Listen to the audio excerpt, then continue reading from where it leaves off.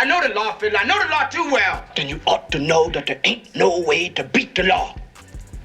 White folks live by it and niggas die by it. It's Focus Connect tapping back in. I saw the interview with Reggie Wright Jr. speaking about Jay-Z and underage allegations. And speaking about the fact that Jay-Z was dealing with Aaliyah before Dame Dash, and somewhere during the time, like after R. Kelly or during that same time. Then, you know, back in the day, they had Jay-Z and Foxy Brown was in a relationship. It's even been songs made about the relationship. And then Jay-Z got an allegation now, he got a son. And anybody that's tuned in know that the boy do got a lot of features of Jay-Z, but the dilemma with the situation is that the boy's mother was underage at the time that she got pregnant. So Jay-Z at this point in time is refusing to take a DNA test, and even got some judges to make it into law that the boy can't even get the DNA test pretty much. Like he can't even make it to court at this point. And then you got the son, you know, seemed like a respectable dude, seemed like he don't want no problems, and he lost his mom. He want to know who his dad is. It ain't his fault that it's allegedly Jay-Z. I see that a lot of people are unhappy with the position he in right now.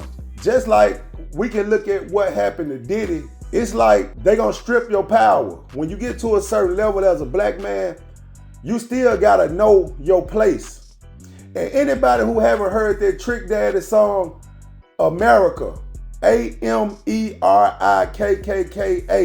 listen to that song. And we are all, that'll be the place where we all will understand what's really going on in the real world. Our people try to destroy each other. I'm not saying Jay-Z right, but the thing is, how do we come back 30 and 40 years later and hold a person accountable for something that was acceptable and normal at the time that they were doing it? Because Reggie Wright's main point was talking about how people in the 90s were messing with underage girls. Think about the 80s when the crack came in and all these mothers couldn't take care of their children and different things like that. And then these young girls were messing with the drug dealers or messing with older guys because of emotional situations that were going on within the home. Because you know that hurt to see your mom on drugs and different things like that. So a lot of people did things that they had to do to survive. So a lot of these girls at that point in time, they were willing participants of the things they were doing. And then people speak about people brains not fully developed to 25 and different things like that. But y'all gotta understand, that's new information. I didn't hear one person saying when you turn 25, then your brain will be fully developed. When I was growing up throughout the 90s, a lot of this stuff is new information. And then I also look back at Elvis met his wife when she was 14 and he was 24. You got our grandparents, our elders that started families when they were 12 and 13 years old. I think my grandmother had her first child at like 14.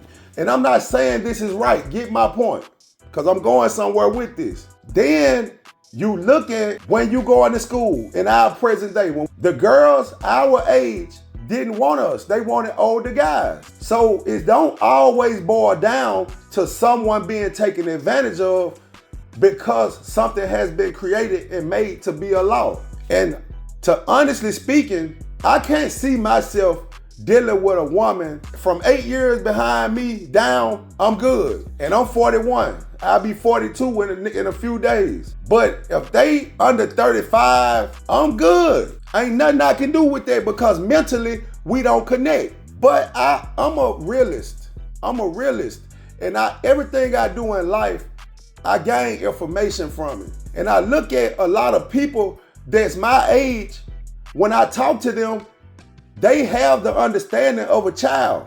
A lot of adults can't hold conversation with other adults. They relate more to younger people. That's just a fact. I think people create laws because it's something based on a situation that they didn't like personally that went on with them or that went on around them. Because how can you tell me that it was perfectly fine for people to be 12 years old starting families, if a person judge it now from that time, something that happened during that time in history, that we're judging it based on how we live now.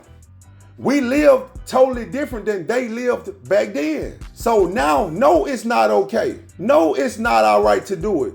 It's against the law. And like I say, I don't see how an older gentleman will relate to a younger girl, but I see it and I can't deny what I really see. Some people are still kids within their brain. So their age is not making them really an adult. They're not operating in an adult manner, what we would consider to be the way an adult acts or rationalizes life.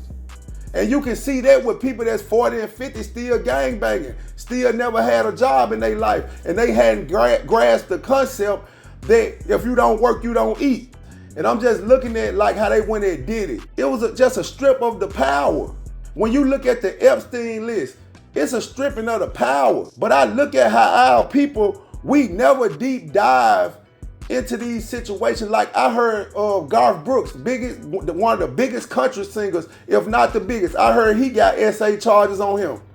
And I was just waiting to see the stories that came behind them. I think I heard it on the Breakfast Club. They said something about it, but they didn't even get deep into it like they do on a lot of other subjects. But I was just waiting to see, was anybody else gonna make this big news like how we kept seeing Diddy? And then we saw a documentary about it and just how we kept going on and on and on. And this man's, I think if he ain't settled out, I think this still going on right now. I'm listening to Reggie Wright and he's saying he got so many more people that he can speak on. And it's really like he's kind of insinuating like if they make him mad, then he'll say something. If I've been cool with you, even if I wasn't cool with you, I ain't gonna be the one to spread negativity on your name. I'm not even gonna think on that level to throw no negativity out because I don't wanna live my life coming from a negative aspect. And our people gotta grow up and understand that we can't always be entertained by bullshit. It's ridiculous that we still talking about Jay-Z with Aaliyah and Jay-Z with Foxy Brown right now to try to bring some ill will to him when he was doing it publicly back then. So my whole thing is, yes, let's go by the law, but let's be real about what we're talking about. When a topic come up, don't just believe what everybody's saying or what they're making be. They making public opinion be what they want it to be because they'll let certain people get up and speak about it in a certain way. And then if you're a follower of that person, you'll start going along with their ideals. So you have to do individual thinking on every situation that's going on because they're trying to control our brains. They're controlling what information we get. So whatever they put out, you gotta think of it in a real way because they present it the way they want it to be put out.